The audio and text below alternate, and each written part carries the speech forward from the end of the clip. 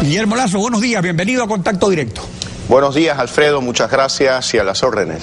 Los asambleístas de Creo apoyaron el proyecto de ley de urgencia económica del presidente Rafael Correa para reformar la ley de minería. Especialmente apoyaron la eliminación de informes previos de varias entidades del Estado. Ahora solo se necesita la autorización del Ministerio del Ambiente, de la Secretaría del Agua. Se estableció en esa reforma que esos informes se sustituyan con una declaración juramentada del que va a explotar la minería.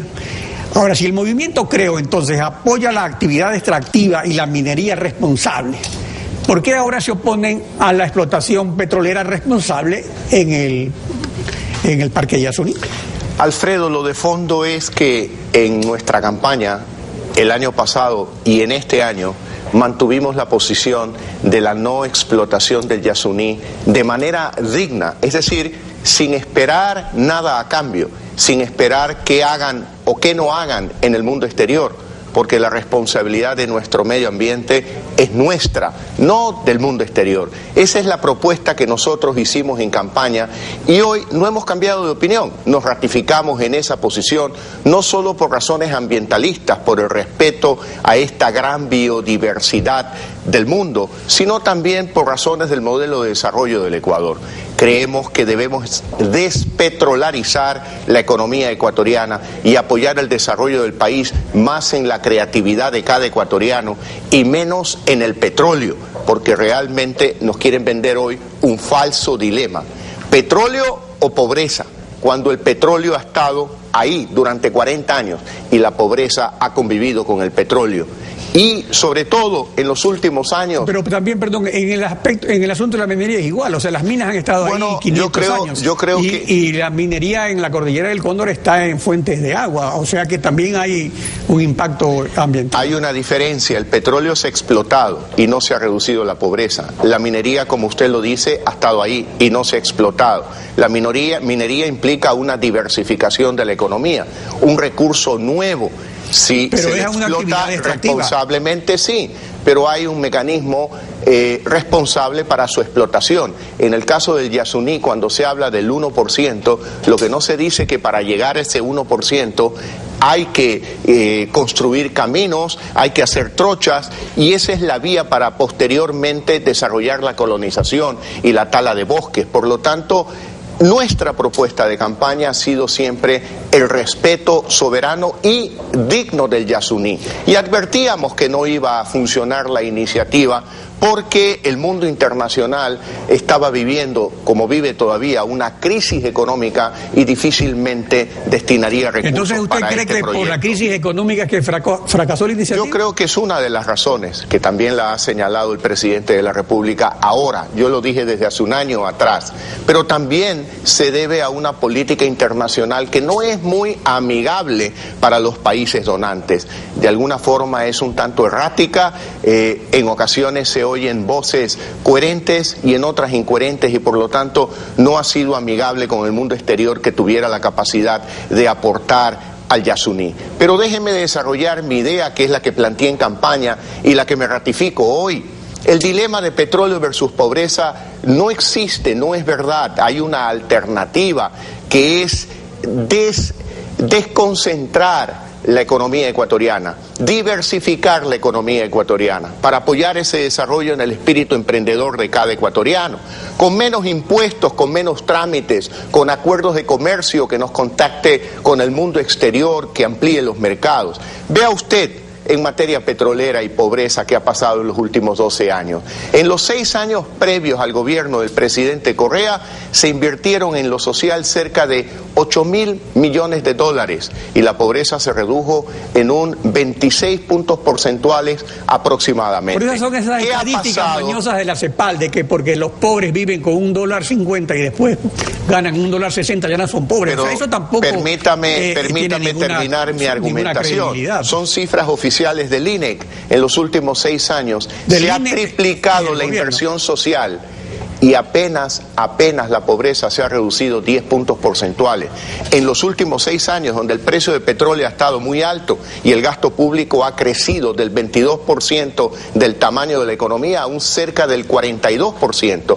Por lo tanto, no es verdad el dilema petróleo versus pobreza. Estas son cifras oficiales del gobierno. El propio gobierno dice, con los 24.000 millones, 3 veces más de lo que invirtieron 3 gobiernos anteriores al actual, se ha logrado reducir la pobreza en menos de la mitad de lo que se lo hizo antes. Claro, pero ¿cuál es el problema? El problema es que las personas que son pobres aparentemente le creen al presidente porque él gana todas las elecciones. Entonces, ¿qué va a ocurrir si se va a una consulta popular? Él va a decir, si explotamos el ITT vamos a tener 18.000 millones de dólares para combatir la pobreza, 3.500 millones para los gobiernos autónomos y 15.000 millones para el gobierno nacional. Entonces, ¿cómo se puede ganar una consulta popular con un argumento tan convincente para un pueblo que está acostumbrado a la idea de que vivimos del petróleo? Alfredo, el pueblo es inteligente, el pueblo conoce y el pueblo sabe realmente cuánto de los recursos petroleros le ha llegado a él en servicios de salud, en servicios de educación, en servicios de seguridad ciudadana, por ejemplo. Por lo tanto, ¿qué nos queda? Defender con argumentos nuestras posiciones, nuestras ideas, la necesidad de despetrolarizar la economía ecuatoriana, adoptar un modelo de desarrollo más dinámico y eficiente en materia de lucha contra la pobreza y decir claramente que no es petróleo versus pobreza, de lo que se trata es otro modelo de desarrollo que esté orientado a la diversificación de la economía y que sustituya esos ingresos petroleros con los ingresos que va a producir una economía diversificada, apoyada en la capacidad creativa de cada ecuatoriano. Pero eso lo plantea el gobierno con el cambio de la matriz productiva. Durante 6 años no ha hecho nada, ahora dice que pone énfasis en eso. Entonces eso también es un argumento del gobierno y dice, para cambiar la matriz productiva necesitamos los recursos del petróleo. Entonces, entre tanto sofisma. Pero fíjese usted la contradicción. Se plantea el cambio de la matriz productiva, que es muy distinto a la diversificación de la economía. Se plantea eso y en este momento, a la vez, se plantea la explotación de Yasuní, es decir, seguir dependiendo del petróleo y no cambiar el modelo de desarrollo. El propio presidente de la República, luego de las elecciones, coincidió conmigo al decir, ecuatorianos, la economía ecuatoriana es vulnerable al precio del petróleo. Y a continuación dijo, hay que explotar más petróleo. Con lo primero yo coincido, con lo segundo no. La manera de depender menos del petróleo es diversificando la economía, que es muy distinto al cambio de matriz productiva, porque lo que yo planteo... Pero eso lo plantea usted. Supongamos que hay la consulta este año, el próximo año, pero para que se ejecute lo que usted plantea se necesita que usted gane la elección presidencial, que es después de 3 años, o de 4 años. Entre tanto sigue el mismo presidente. Entonces, ¿la gente cómo va a votar por una propuesta que recién comenzaría a ejecutarse después de 4 años? Bueno, lo que nosotros planteamos de manera concreta, porque esa fue nuestra propuesta de campaña, es la no explotación del Yasuní, respetar esa gran biodiversidad y... si eso se trata en la consulta, pues nosotros la vamos a apoyar definitivamente y estaremos en contra de la explotación del Yasuní porque somos coherentes, no hemos cambiado de opinión y vamos a mantenernos en esa posición.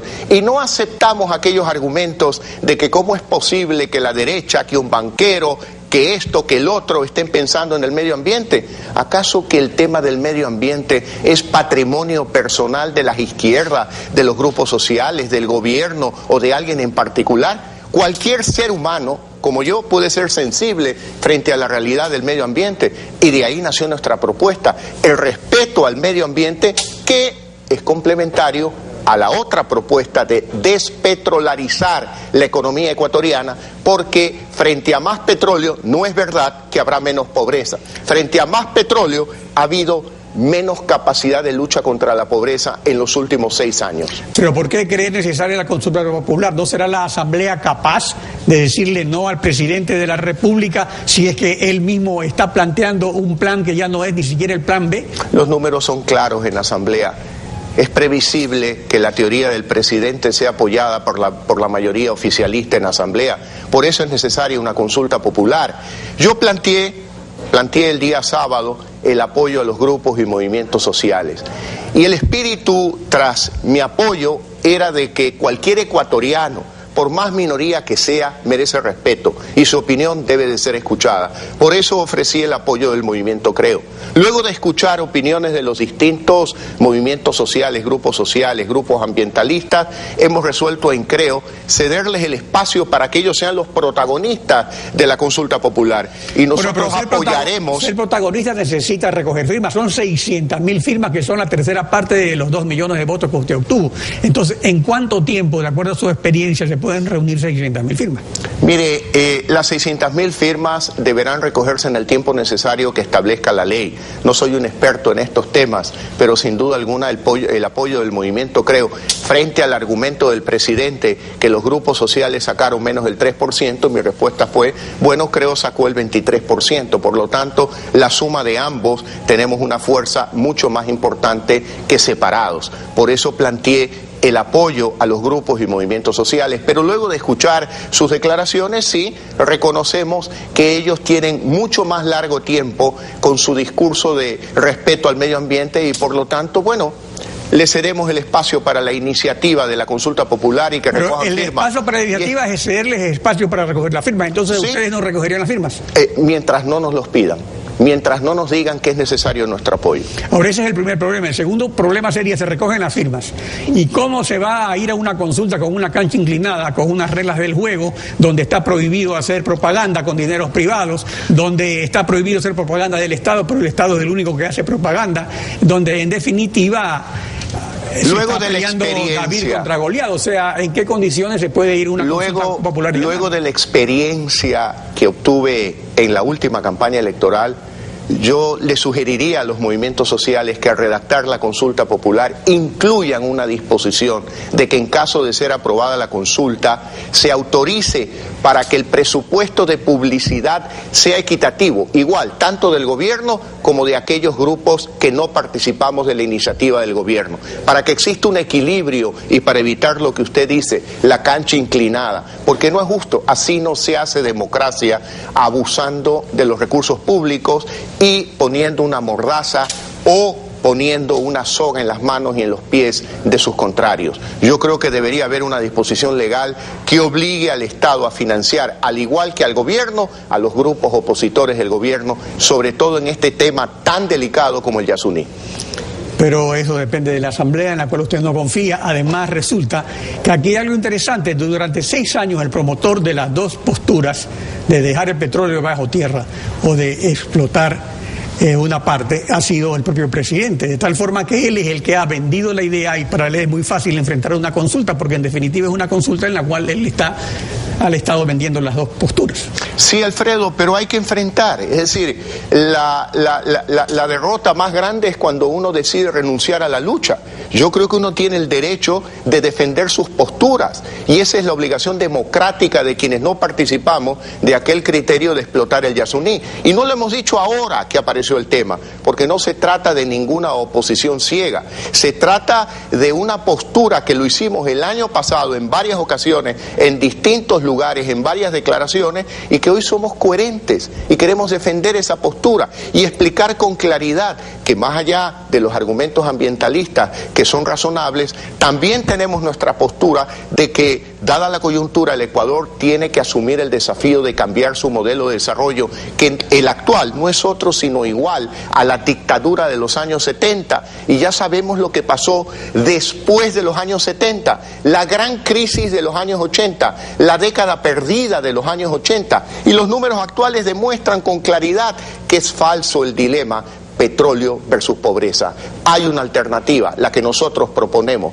diversificar la economía, menos impuestos, menos trámites, acuerdos de comercio para generar oportunidades de inversión, captar inversión internacional y no tener al Ecuador en la desventaja que lo tenemos hoy, con 500, 600 millones de inversión anual versus 13.000, 12.000, 17.000 de nuestros vecinos. Por lo tanto, el modelo de desarrollo del Ecuador debe cambiar. Y este es un momento y una coyuntura para plantear el tema, para analizar el tema, para reflexionar y poder votar coherentemente.